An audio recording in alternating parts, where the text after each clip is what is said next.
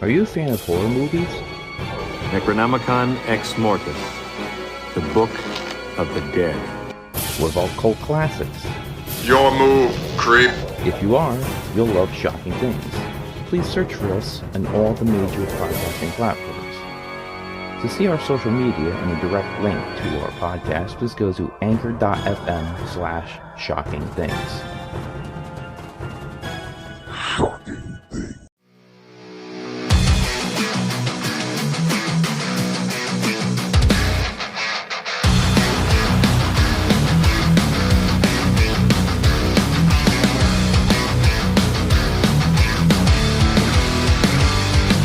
Hey everybody, this is the Petey Williams podcast. I'm Professor Rick Del Santo joining me today, once again, Showtime Marcel Williams.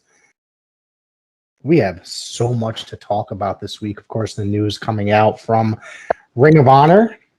It doesn't look pretty. We got some MLW stuff to talk about, and we've got the AEW Week in Review. So, tell me, I know that it was a somewhat adventurous weekend for Showtime. How's that going? It's good, man. I went to Show Up and Wrestle in Massachusetts for a Show Up and Wrestle championship match against Marcos. I was unsuccessful, but hopefully next time, somewhere, I get some gold somewhere. But just keep on putting in that work, and then, we got coming up once again, November 13th, Paradise Alley Pro Wrestling Type 1 and None Round 3 at the JCC. Sooner or later, we got some content coming up for PAPW that may pop up on Fight TV real soon. I keep you all tuned in all the schedules. But I'm just sitting here watching wrestling, as always, watching wrestling throughout the week, and we'll give you all the update as possible with the AEW news. And, like Rick Del Santo said, ROH, their big news coming out this week, which was the biggest news of the week. And it was the biggest news of the week, with them announcing that as of Final Battle of this year, they're going to be closing down, and for the first quarter of the year, reopening in April, they're going to be reassessing their situation, reassessing the business operations, and seeing where it goes. I mean, to me, this doesn't necessarily look good. It really honestly doesn't. God knows if they'll actually make that comeback that they're saying, because anything could really happen between now. I mean, what happens in that 4 months? They just decide, all right, maybe it's not worth it. Sinclair. And they've also announced that when that show ends, all contracted talent will be released, and they anybody that's under that contract, they will be continue to be paid until March 31st before the relaunch in April. And so they're going to be using free agents. From what I understand, they're going to just be bringing in talent, similar to like how regular indie promotions bring in people. Mm-hmm. So it's looking pretty weird to my the way I'm looking at it. Yeah, it's unfortunate. ROH, it's been a rise and fall of a company that was kind of like the third or fourth brand throughout the time. You had WWE, you had Impact Wrestling, which was TNA at the time, and then you had ROH, and then AEW did a run-in and took some of their stars, which is the Young Bucks and Kenny Omega and a few other guys. And it's just been an up and down road. They was part of the little bit of they planted the seed work for the All In, for the ideal of Tony Khan making up AEW. So it's unfortunate they released all the stars that they have currently, but they did say that they will work with the talent if they want to negotiate to go somewhere else, which is AEW or WWE. So I mean, we gotta give it respect what it's due. They have sat here and paid their talent during the whole pandemic. They didn't release anybody. They paid everybody when they didn't have no shows, and they took care of the talent as best as they could. But it's unfortunate. I've been to the Madison Square Garden event that they was at, which was a big event for them. And I mean, for them now to say that they're going to take a hiatus and reimagine the ROH brand. It's a big change for the company, and hopefully, it's not a RIP for ROH. Now, I was reading. There's been obviously a lot of articles that have come out since then, and a lot of people are saying that that event was really nothing but a New Japan show, and the ROH portions of that show really were kind of like the bummer of the evening. I didn't see it, so I can't judge. But they also said that, I was there. Yeah, I was there. I was gonna be real. Everybody was there for New Japan. Yeah. ROH side didn't deliver what they supposed to deliver, and then it made it worse when they brought in Enzo. That's exactly what I was going to say. That's exactly where I was going with that, because they said that they just like ruined the whole thing by bringing in Enzo. And I think they were just trying to get heat, and I don't think that's necessarily a bad thing, to be honest with you. They're just trying something different. Now, mind you, like Ring of Honor fans are not used to guys like Enzo. They're not used to entertainers, so they think that they really dropped the ball with trying to bring that in, which I understand. Yeah. So, they have a different kind of fan base that aren't going to be into that stuff. Absolutely. That's just like putting Braun Strowman on AEW television. It's not going to work. It's not going to work, even though, no, you're right, absolutely. But they've also said that AEW was interested in him as well, which I think that's incredibly. I don't know how true that is. I think it will fail miserably if he shows up in AEW. But yes, that's my opinion. They have a certain kind of fan base. So yeah, that's that's the tragic news. And contrary to belief, what people are throwing out there, their video library is not for sale. WWE is not interested in purchasing. WWE is not interested in any of the talent that's currently contracted either. I've read. I find that interesting. Yeah, I mean, they're not interested in the talent, for one. They can't get the library because they got a big deal with Peacock right now, which is whole 5 years. So they can't even add new library to their library, even if they could, because they got to keep that on hold unless they go back to their own network. Right. So, it's a great library. They got many matches in there. They got Eddie Guerrero versus CM Punk versus Rey Mysterio in the library. They got all the Bryan Danielson matches. They got all the Samoa Joe matches. All the matches you could name, even the All In show, they have in their library. AJ Styles matches from back in the day. So yes, they have all the library possible. So I mean, it's not for sale. There's rumors that it's on sale, but if it was on sale, I would prefer AEW to buy it because they got most of the stars there, and you got the All In pay-per-view there. So why would you not want that? So another speculation that I read today is that people said that they really kind of dropped the ball there as well in the All In, not cashing in, trying to move forward with that, just not caring enough, not necessarily partaking in the fourth wall situation that's going on, sharing talent with other promotions. They were with like groups like AEW and Impact and New Japan and stuff like that. Once the New Japan deal was over, they just kind of just lingered. They and then COVID happened. So well, I mean, at the time when the idea was thrown out there for All In, they was in co-op with Cody Rhodes and them, and they put together, like I said, the groundwork for what we got now. But the thing is, nobody knew that was going to happen anyway, but they was trying to make a difference on top of the Madison Square Garden sellout. We just going to be real. The sellout for Madison Square Garden was for the Young Bucks and Kenny Omega and New Japan together. Hate to say it, but that's what it was. But no, you're right. That's what it was. So now it's unfortunate. I mean, like I said, they got a lot of history behind it, and it's unfortunate. And I wish the best for all the talent that got released recently. Absolutely. I mean, I wonder where some of them are going up. A lot of them are popping up in indie shows in the area, booking down the next couple months. I've seen guys like PCO and Mike Bennett and Matt Taven already picking up shows in the area. So a couple other people I'm trying to remember offhand, but. So I mean, it's just gonna be sooner or later, you just gotta, hopefully.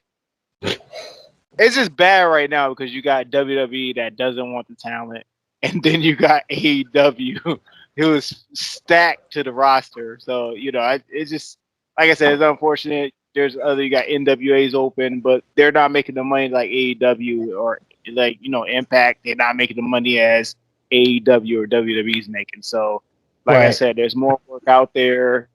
Just hopefully, ROH come back in April, full blast, and continue what they're doing.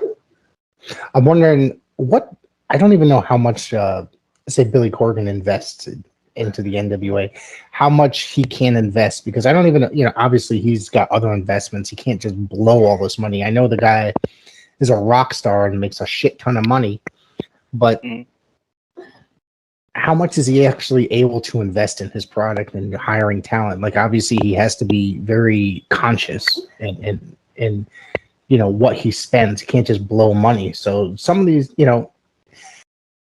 so that's why it's like when some of these guys get released from, like, say, WWE, or somebody leaves AEW, it's a wonder why he doesn't pick them up. Obviously, he's got to be, careful with what he spends. I don't think like he's invested in his product, but sometimes it's just not necessarily easy as well. I know, like I said, I know the guy's a rock star. He's probably made millions of dollars, but he can't just spend anything he wants. So. Nah, I know that. Billy Corgan, when he brought the NWA, he basically brought the name. He brought the name and the titles. So it's not like Impact Wrestling. Impact Wrestling, Anthem Sports brought not only the roster, they brought the brand, they brought everything. So, Billy Corgan used most of his money to build the sets, set up the time, the pay-per-views, and all that stuff. So, it's just hard out there, man. And it's hard right now. And, Tony Khan was lucky and fortunate to grab a TNT deal, a Warner Media deal, So. How that is possible, considering that TNT or Turner did not want wrestling on their channel 20 years ago, but something happened. You know what I mean? That's why WCW went out of business. That's why they were losing the TV slate.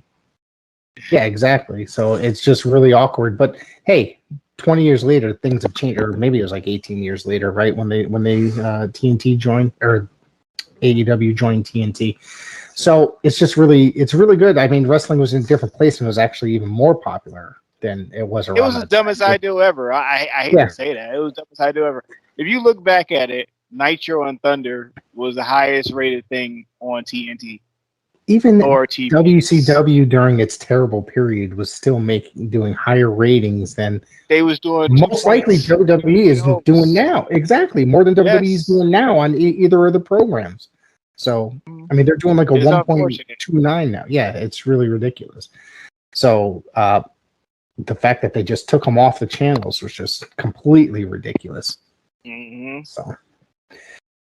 So I don't know. What else do we got going on so far? You want to talk some AEW? Well, I know you got some. Don't you got some MLW releases? I do. So MLW released 4 people this week, or last week, excuse me. I took these notes right around the time of their Wednesday show. Let me see. I got them right here. Here we go.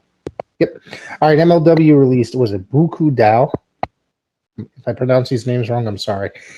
Leo Bryan, Beastman, who I thought was really weird that Beastman was released, because didn't he just get signed a few months ago? He just got signed, right?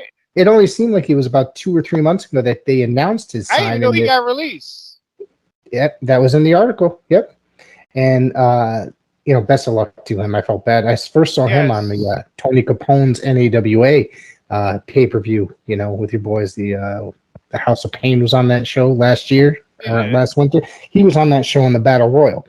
So that was the first time I ever seen him. And then I saw that he was signed to MLW. I was like, all right, that's pretty good. Good for him. But the fact that he got let go, I mean, I just find that really bizarre. And then Jordan Oliver, who I thought was extremely weird, he got fired or released. He was heavily featured on MLW for a long time, for like at least during the pandemic area, right up to the pandemic, when it started and throughout the pandemic before MLW took a hiatus. He was heavily featured on the show, and he just got let go. So I'm really surprised about that one. And he's competed in places like CZW and stuff like that as well during the pandemic. But seeing him let go, very odd. Yes. Like I said, it's another story that's unfortunate for talent out there, and MLW. It looked like they're trying to reimagine the brand as well. Just like RH was saying. So, they probably want to take it seriously now and start cutting, trimming all the fat. Absolutely. It looks like they're, from what I have read, kind of similar to what you're saying, they are trying to reimagine and go towards a different lane, different concept. Also today, Filthy Tom Lawler's contract has expired, and he has stated that he is currently a free agent. How about that news? So that is huge news for MLW losing possibly one of its biggest stars. Where is he going to find out? Where is he going to end up? It's kind of hard now. I mean, the NXT thing done switched up real. It's nothing but developmental now. So, I mean, and like we talk about all the time, AEW is fully staffed. They got anybody there, So it's kind of hard, man. I mean, he could be an Impact Wrestler. He could be anywhere, So, I mean, it's unfortunate. I don't know what he asked for his release himself, or they released him, but it's really unfortunate for him as well, because he's a good star for MLW. Yeah, I thought he was a very good star for there. He put on some of their best matches. He was I just saw him wrestle. Davey Richards 2 weeks ago, and a tremendous match in the tournament for the opening round of the Opera Cup tournament. Oh my God, that was amazing. Not to mention that Jeff Cobb will be coming to MLW for War Chamber. Jeff Cobb, New Japan star. Where else? He was a Ring of Honor star. Excuse me, what the hell am I thinking? Yeah, also Ring of Honor star. So he's going to come in there. I think that's a really good grab for MLW. Maybe that's why they're letting all these guys go, because they can't afford to pay for them. Because Jeff Cobb probably right out my mouth. Well, they're bringing in one of the greatest professional wrestlers of the modern era, Jeff Cobb, into MLW. So, listen, you gotta trim all the fat to bring in the good stars. That's how that works in the wrestling business. Did you ever hear about Jeff Cobb's tryout with NXT? No, I haven't. I didn't know you had a tryout. This is years down the road, or at the Performance Center. Excuse me. Yeah.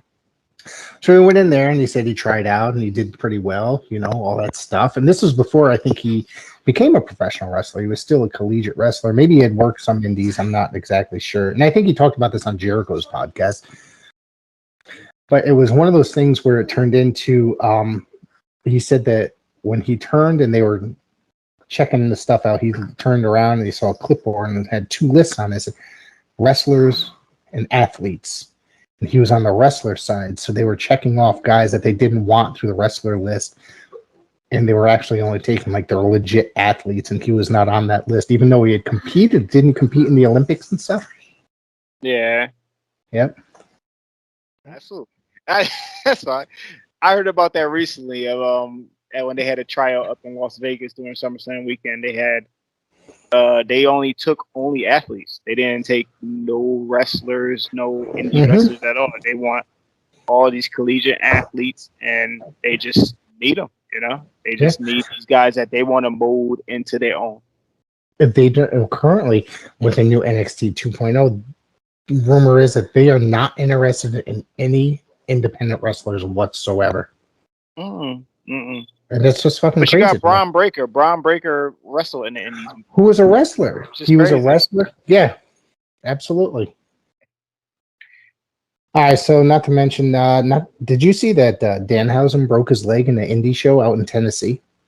I heard. I didn't know he broke his leg, though. Damn. Yes, he did. Yes, he did. He posted a picture from the hospital. He's got a gigantic cast on his leg. So, and it's legit from what I heard.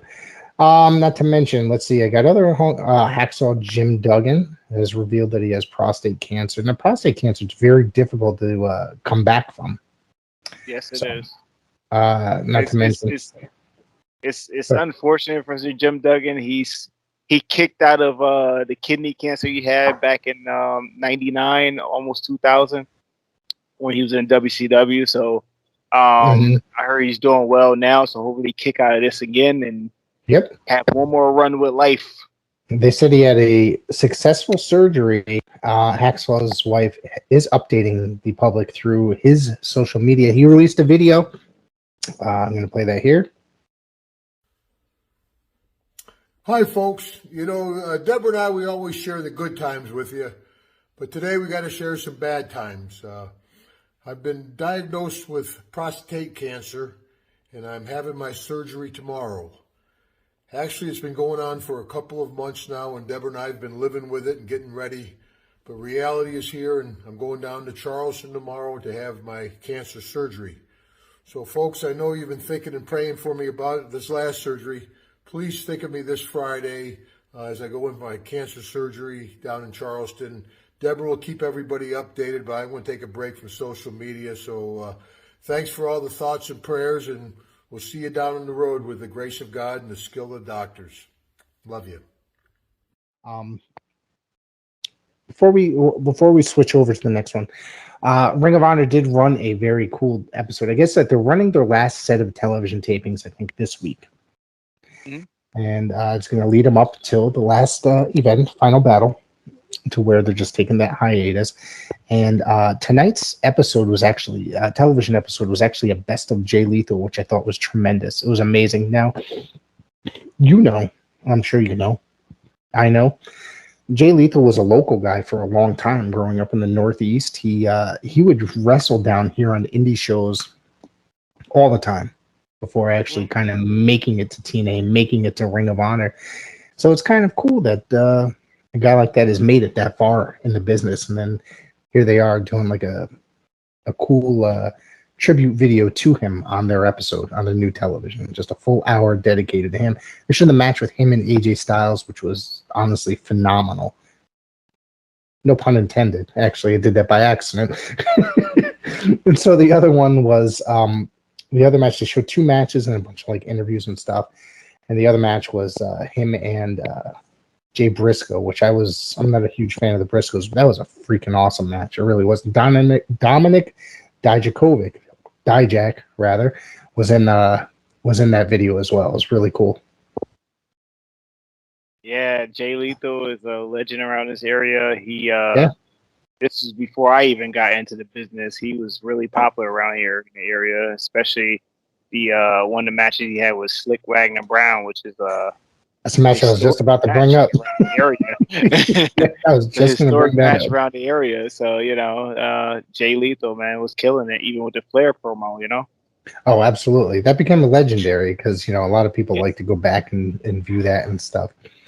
All right, so let's talk a little bit of AEW. Before we get into the television this week, earlier today, I should say, that Tony Khan says it is a possibility that AEW will do a streaming service. How do you feel about this?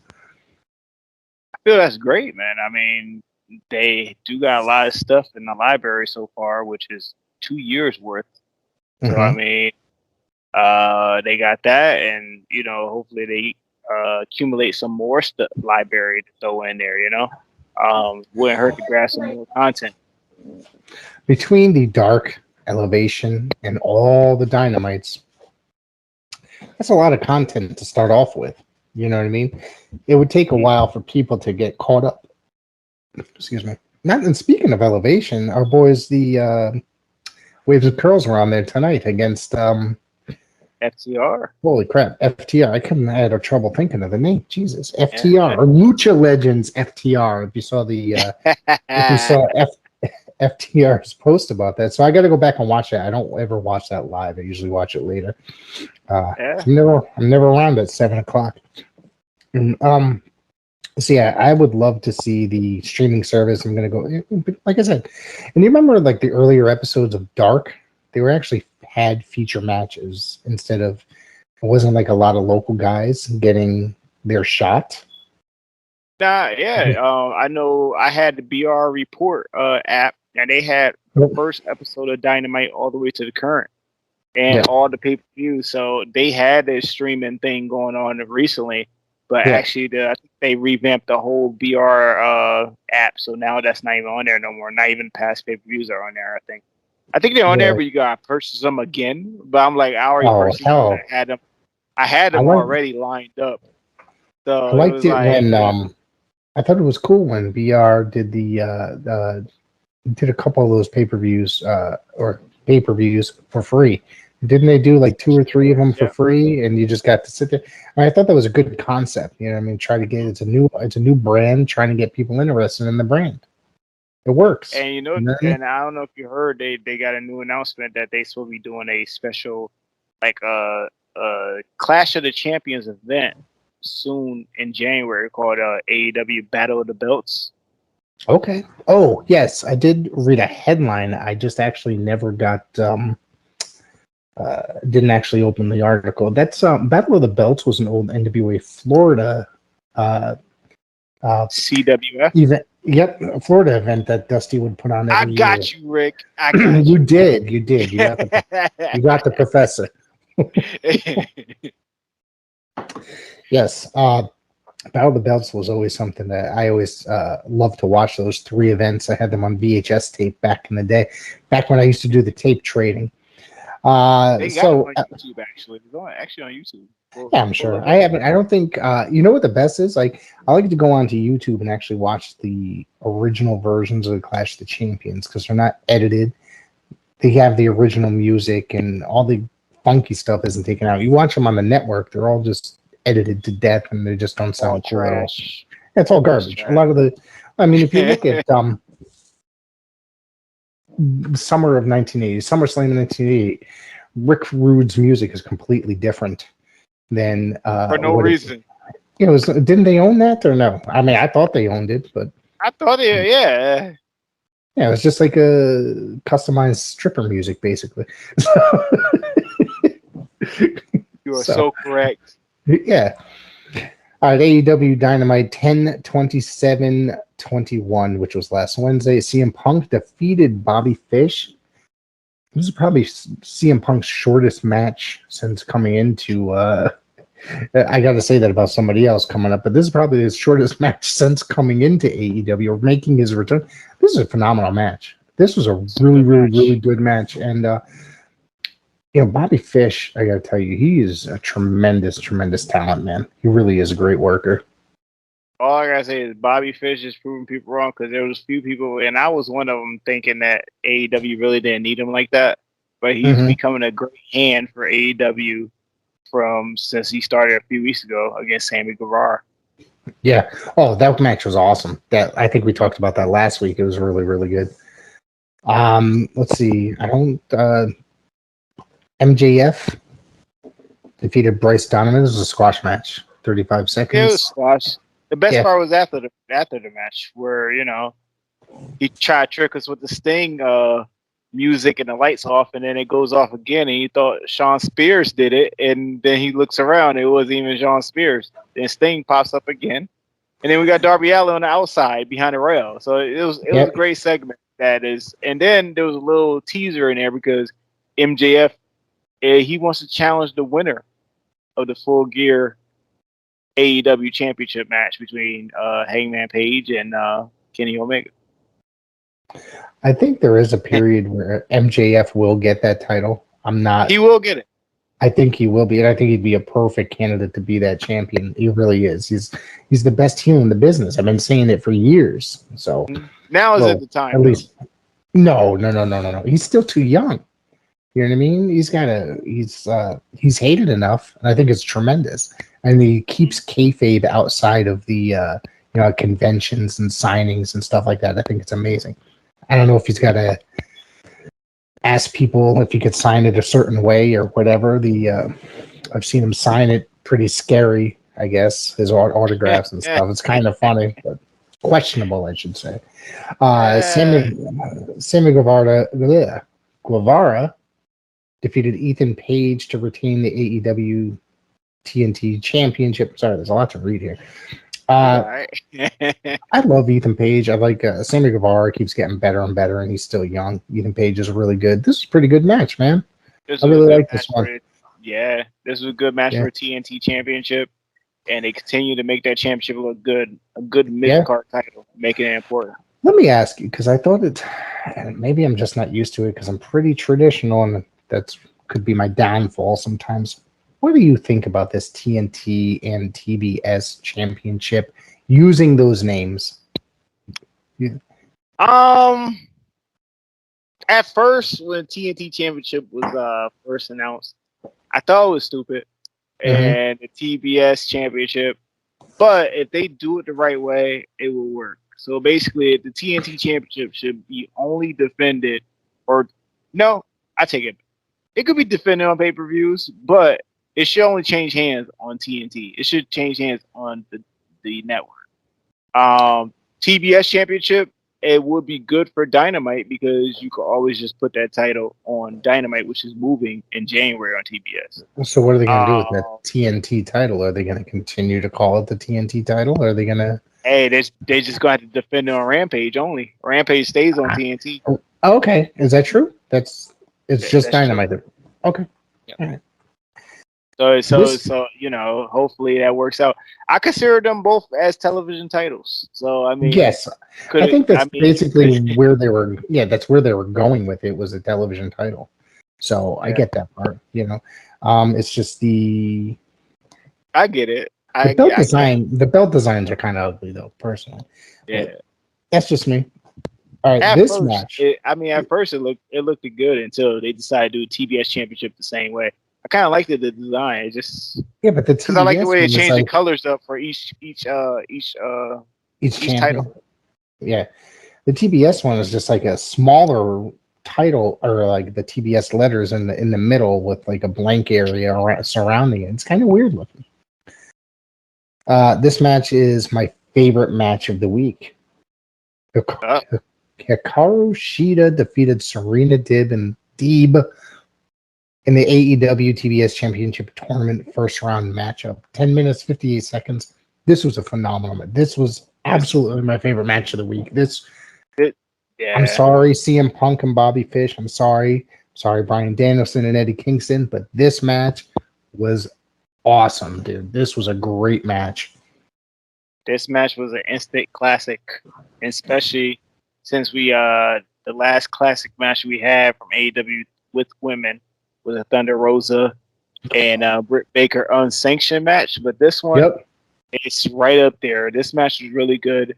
I enjoyed that match a few weeks ago, but this one, they had enough time. It was real great. I enjoyed it. Hopefully really they do it again later on. It was really great for their storyline. You know what I mean? Between Shida and Deeb, that whole storyline that's been going on with them. They're trying to get that. Serena Deeb blocked her from getting the 50 wins in a row, and this was just a good portion of that story. Jon Moxley defeated 10 in the tournament match.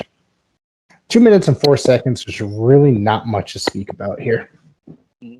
Now we knew what it was. Jon Moxley is heading on into the finals. Yep. I wonder if it's going to be him and Danielson. Yeah, so I'm hoping. Excuse me. Yeah, I think it'll be good. We'll talk about Danielson in a minute. Yep. We'll talk about Danielson in a minute. So, do we is it okay if I trash this main event? Why? Everybody's trashing it. Oh, you don't know why? I'm sure if I know everybody why. else is trashing it. No, everybody's trashing it. Everybody, I just like the part when Hangman took off to reveal himself, and then at least it continues the story as it's supposed to. Dark Order. But go ahead, trash it. Evil Uno, Stu Grayson, Colt Cabana, and John Silver defeated the Elite, Kenny Omega, Adam Page, Matt Jackson, and Nick Jackson. An 8-man tag team match. The Elite came out dressed up as Ghostbusters with the proton packs. They used the proton packs. There was just too many comedic spots in this match. I thought it was hilarious. Colt Cabana was dressed up as Brendan Cutler, but it was just I just could not take this match seriously. I'm sorry. Then Brandon Cutler comes running out, and they expected that he was supposed to be the staple for Marshmallow Man, and come to find out that was just Adam Page sitting there with them the whole time, and then they get into it there. Yeah, I don't know, man. This is just way over the top comedic, and I'm not the only one that says this. Though. It was a Halloween episode. I get that part. I get that. Both teams came dressed up because it was Halloween, but it was just too over the top for me. Like the comedic value in it. I mean, especially I respect It's not. I understand. So you enjoyed it, is what you're saying. I didn't say I enjoyed it. It was just something different, and like I said, it's not for everybody. I respect it. And they use the proton packs in the match, etc., etc. So yes, yep. Even like JR didn't like it. See, I mean, the guy knows what he's talking about. He said it right on TV. He said, listen, this is not for me. It's all right. It's not for everybody. But then he stayed there for 13 minutes and 2 seconds. So at least commentating on the match. Everybody got a job to do. Everybody got a job to do. That is correct. So, the Dark Order ended up winning that match. So, before we get into Full Gear, are you seeing Adam Page as a new champion? Or do you think Kenny Omega is going to walk away? I can't. I think it's his time now. You think so? The story is there. 2 years ago, he lost his chance at the championship to Chris Jericho. And I legitimately, at that period, he lost Kenny Omega. I thought that that first time with Jericho and Page, I thought that Page was going to win that title. Because I thought everybody did, but I mean. But then again, at the same time afterwards, I realized why they didn't do it, and I sat there. I was like, it makes sense because he's not ready yet. I just thought that Jericho's old. He's just going to make Page a star. You know what I mean? He's just going to lay down and he's going to get the rub. It's not exactly what happened, but I'm not upset about it. So, no. Now we all live to hear storytelling. Yeah. And I mean, it's like every week you and I discuss, like, it's not Roman's time to lose the title, but it's like we never really discuss who's going to, and we can't figure out who's going to beat Roman. You know what I mean? Every week, who's going to defeat Omega? I was like, can it be Page? It's very possible that Omega walks away with the title as well. But I mean, I think it's it could be possible. It could, this long story just continues to show that, Adam Page keep on failing. But I mean, truthfully, we'll figure this out soon because we'll go do a post show for Full Gear. Oh, we are. So, this might be it's another gonna one of those big post show too. It's gonna be you got AEW and PAPW all in one night. Big post show. Oh yeah, we got to talk about PAPW later. On top of that, AEW Rampage aired Friday, the October 29th edition of Boston, Massachusetts. Bryan Danielson and Eddie Kingston in the semifinal match. Mm-hmm. This match went 16 minutes, roughly. Phenomenal. Two talents that are just, I think, Eddie Kingston is doing some fantastic work at this day and age in AEW. As another guy we watched around these indies, around these parts for years. And he's doing great in this match with obviously a living legend, Bryan Danielson. Okay, I did say right name. Okay, good. I made sure I'm right this time. Now, Bryan Danielson has, since signing with AEW, he has done nothing but classics. He has done nothing but classic. He's classic after classic. To do it. So all I had to say is it was the best thing he ever done signing with the company. Best thing for him because he could add on to the library of other great matches that he doesn't have in the past. So like I said, I'm looking forward to him versus hopefully Jon Moxley because it's going to be another classic added on with the rest of them. I just think that's going to be a weird clash in styles. Not bad. I think it's going to be a great match. It's just that look at the style that Moxley works. He does like a lot of hardcore, does a lot of weaponry, etc. Danielson is a pure wrestler. You know what I mean? So I think it's going to be good. But look at the match he had with Minoru Suzuki. Yep. Minoru Suzuki wrestled at kind of the same style, and look at the classic they pulled out. But Moxley can work. Yes, he can. Straight wrestling style. He loves hardcore wrestling and deathmatch stuff. He loves that stuff. So we'll see what happens there. Dante Martin defeated Matt Seidel. This was a good one. That Dante Martin kid. Yeah, it was the third time you said, right? Yeah. Mm-hmm. This is a storyline that's continuing. You know, I think they're trying to build up him and Malachi Black. Am I correct? Going forward? Nah, I think they're trying to build up him and Leo Rush as a team, but you gotta remember his team is out on an injury, his other partner. So hopefully that's right.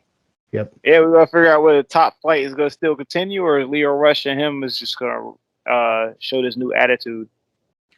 Yeah, and Matt Seidel is showing that he is still on top of his game after years and years and years of being in that, being in the business, going through issues that he's had, you know, working with Impact, working WWE, Ring of Honor, etc., etc. He's still top of his game. Him and his brother working there, you know, as a tag team for the most part. This was a good match. Yeah, I enjoyed this match, and we about to talk about another match that's coming up that was kind of like real brutal. What you thought about it? I did not care for this match. All right, first off, Dr. Britt Baker, DMD, defeated Abaddon, or successfully defended the Women's Championship against Abaddon. This match I neither liked or cared for, or just didn't hate. It was just there. I liked how they did the storyline, how she was afraid of Abaddon, and but she still wanted to stick her hand in her mouth. She had the glove, but you know, if you're gonna fight a zombie, do you want to stick your hand in a zombie's mouth? I wouldn't. True. Do that. Nah, and how could a zombie wrestle? It's a Halloween. It's a Halloween episode. It's a Halloween. I know. It's a Halloween episode, but it just wasn't. It wasn't a match that I cared about at all, and it was over in 7 minutes. Yeah, so I mean, I think they just did it for the Halloween season. Am I too picky? Seriously, you think am I too judgmental? See, I could tell by the look on your face that that's probably a yes. Listen, like I said, I respect everybody's opinion. Certain things are not for everybody in wrestling. That's why they got different varieties, and it just wasn't for you. Yeah, but I mean, the thing with AEW is that they give everybody a variety. The variety, you know what I mean? Everybody has a shot there. WWE does it too. They do it sort too. of. AEW does. They've been doing their WWE thing for the last, 30 years. They've been doing Monday Night Raw for 30 years. The same Monday Night Raw. Well, no, 25 years roughly. But I mean, AEW does something for everybody. I mean, there's some comedy stuff, and I might not like it. I've definitely known to say that I don't like something on the show. They do a lot of straight wrestling. They do a lot of hardcore wrestling. They do anything you can think of. That if you're a wrestling fan, you're going to get a variety watching that show, going to a show, or watching the show. So you're not necessarily going to be disappointed. It's just not going to be terribly overexciting or underexciting. You know, you're just going to go there and witness something interesting. Yeah, absolutely. So, I'm not a huge deathmatch person by any means. So either. Yeah, I can't stand it. I tried watching it. Watch it. What did you? Which one? Revolution with John Moxley versus Kenny Omega. I did watch that. Oh, I watched that. I watched that. It was something different to introduce fans to a different side of wrestling. You got the exploding ring. Yeah. Yeah. I mean, I used to watch some of that stuff when I was younger, and I used to kind of enjoy it. But these days, not so much. And then speaking of which, over the weekend I watched that match with Onita and Matt Tremont, or whatever his name is, the death match. H2O was the name of the company or something, and they brought Onita in. Yeah. And literally, I could complain forever about this show. I really can. What? It was Every well, yeah, okay. So apparently this company ran shows 2 nights in a row. Mhm. So if you can do something that you're going to be televised, would you put your hard cam facing the side where there's no crowd whatsoever? That's one thing. It's in a baseball field. That's the other thing. And then the ring looks like they bought the supplies at the dollar store and put it together. Okay. Like the apron or the canvas was just kind of looked like it was being held on, like barely, kind of a thing. Yeah. And it's just every match had a gimmick. It was a 2-way, or no, not 2-way, 3-way, 4-way, 6-way, and then there was always some sort of gimmicky type stuff for every single match, mind you.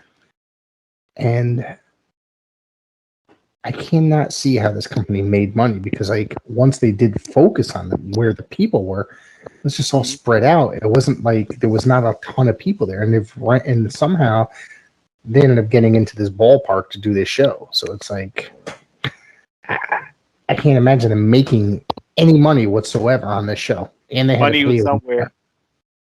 They had to pay Onita. Tony Myers came in, Leatherface, Super Leather, whatever you want to call him, who was in FMW at the back in the day. Chainsaw Tony, they call him, whatever. I just don't see how they made any money whatsoever. You want to walk away in the positive, not in the red. You know what I'm saying? True. So it was. If you make $1, then you made something. Okay. So it's just I'm sitting here like I don't get what is going on here. Eventually, I had to shut it off because I just couldn't take it. I God bless you that you watched it because I know I can't watch it. I done passed by it 1,000 times on YouTube. Yeah, it was brutal, man. It was brutal. I actually that was probably the only wrestling I attempted to watch over the weekend. Really, because I think I had a little while to kill on a Sunday night, and I said, "Oh, that show's on. Let me try it out." I'm regretting this. Like sitting here, like it was bad. Dude. It was bad news. So what else do you have going on? I can tell you about tomorrow's NWA Powerrr. Judas. Let me know what's going on. What's going on with NWA? No problem. I haven't watched NWA since before the pandemic. Oh, God. NWA. They're doing their own thing. I kind of enjoy it. It's a little rough around the edges at times. And I could tell you why. Certain things, but for some reason, this episode, it's like they bring in guys, and then they stop using bigger names, and then it seems like they're using a lot of guys from that area where they're filming. Yeah. Some of these guys are kind of known though on this episode. Judas, who has he made his name through NWA Wildside or NWA Anarchy and stuff like that back in the day. Taking in Sal Renaro, another Georgia staple, Ring of Honor staple as well. Women's tag team titles, the Hex, taking on Tootie Lynn and Thunder Kitty. Have you seen Thunder Kitty? She's like that. She wrestles like as that old lady. That's her gimmick. Like she's like a 300-year-old lady or something like that, or 200-year-old lady or something. It's pretty comical, but yeah. The Pope, what's his name? Elijah Burke taking on Colby Corino. That match I think is going to be really good. I think both of those guys are really awesome. And Scion, who is the mysterious masked man, taking on Matthew Mims. See, there's a lot of guys. Mims, they've been really pushing on their show. Like, they're really giving him the chance on their television show. I think it's been, sometimes the show's, like, really uninteresting to watch. Sometimes it's really interesting. This seems like it's probably going to be, on paper, looks like it'll be kind of a downer. But who knows? I'm gonna watch it anyways. And I'll probably enjoy it overall. We'll see. Well, that's always the ones that surprise you. I will. I'll let you. I'll send you a link, and then we can talk about it. I'll check it out. I watched with the United Wrestling Network. They have Championship Wrestling from Atlanta, and I watched this match. Tony Nese. It's the first time I'd seen him since his WWE release. Took on what the hell's his name? Black Ali. I watched the match last night. Dude, that was a great freaking match, dude. It was a good match. I was surprised about the ending. Yeah, I was. That the other guy went over? Yeah, I could not believe it. But it was good. I think Tony Nese, He's obviously it hasn't been exposed yet or hasn't been brought out yet, but Dave Meltzer has stated that Tony Nese has signed with AEW. So that's a guy that I'm really excited to signing with AEW because I think, he had his chance in WWE and he looked like he was doing really well there. And then all of a sudden they gave up on him, it seemed. You know what I mean? It was just kind of, he was ended up like, all right, you had your cruiserweight title shot. Now you're just going to linger. Then they do that a lot with guys with that title. So they give him that shot, they let him hold it for a little bit, and then they just linger until they just decide to release him. Surprised Mustafa Ali, oh my God, excuse me, hasn't been released yet. I mean, surprise, but they give him his chance. But I don't know. Maybe I'm wrong. I don't know. I think that guy's a great talent, though, so it's a good thing that they did keep him. Yeah, a lot of great talents there, like Ricochet. That's what that they wasted away. He's wasting away. Is he still on Monday Night Raw, or is he on main event? So it doesn't really matter which brand he's supposed to be on. Yeah, he's a free agent somewhere. Purgatory, basically WWE Purgatory. That's what TNA is, though, or Impact, however you want to call it. So yeah, it's like Purgatory for professional wrestlers.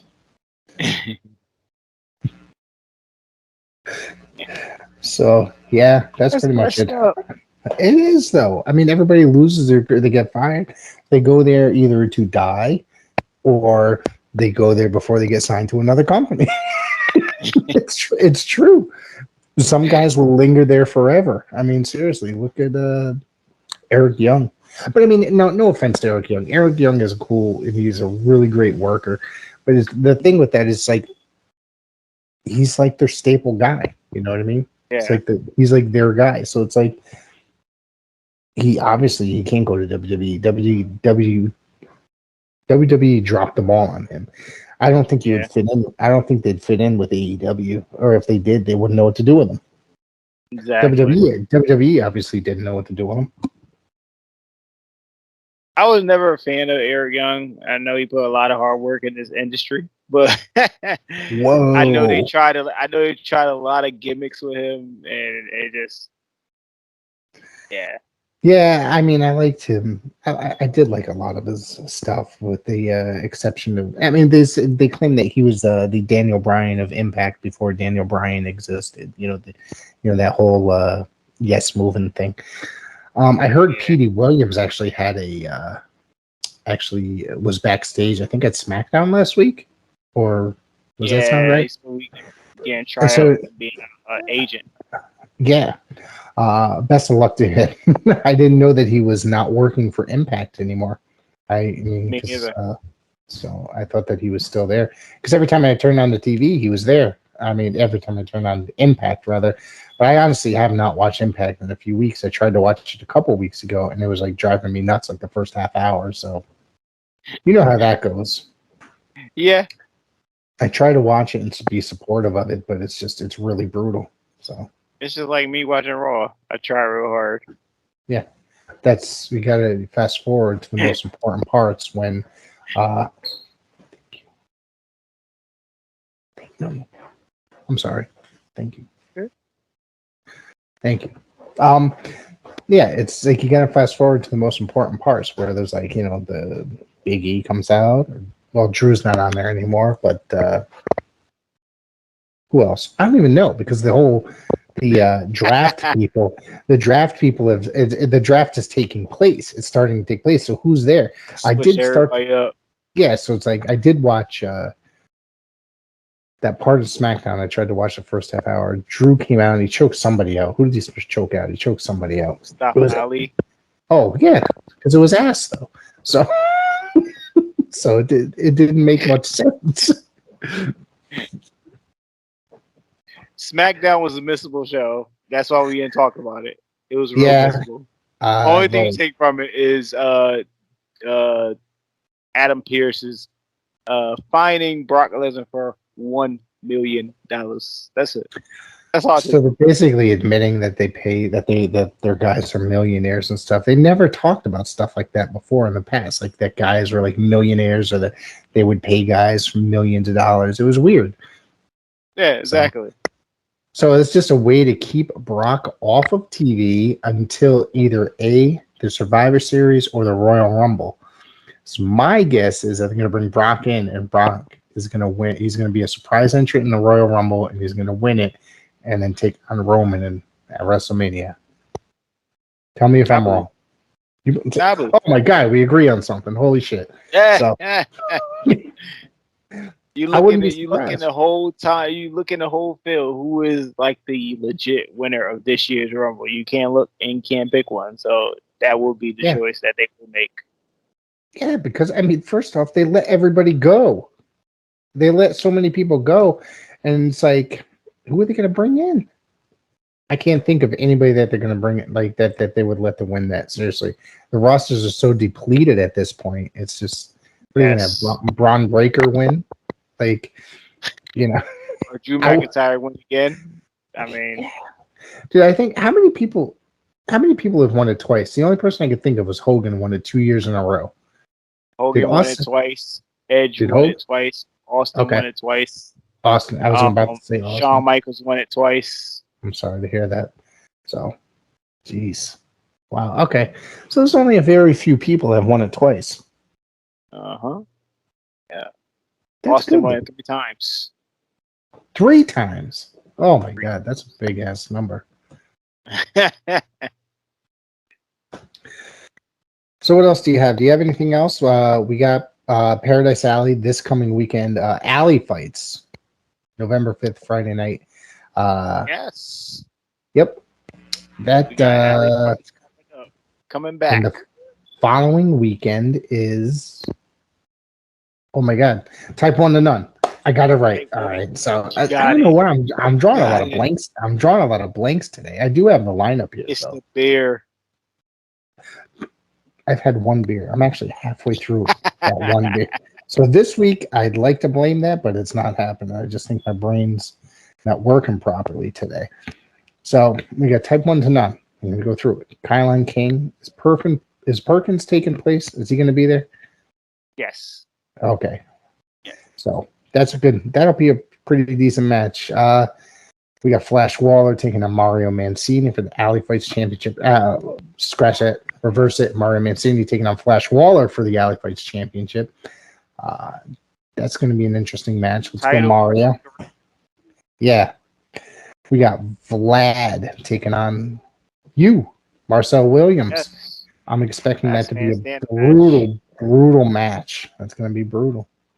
Yeah, I probably won't do the podcast the next day. Probably. Oh, Jesus. I have to ask Vlad to take it easy on you. No, we got Matthias taking on my man Colossal Mike Law. I think that guy's awesome. We got Insanely Rude taking on the Haven. The House of Pain will be in action. Let's see. Oh, and Ichiban taking on Jay Bougie. That's going to be an awesome match, man. I'm looking forward to that one. That's going to be a great match.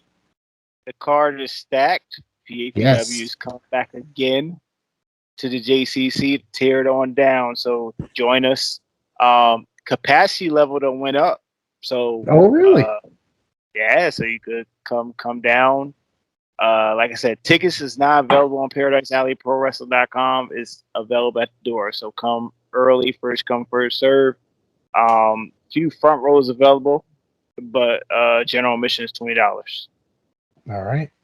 That's awesome. And first off, let me say, second, we found that we have reached our limit, not our limit, our goal of over 1,000 subscribers.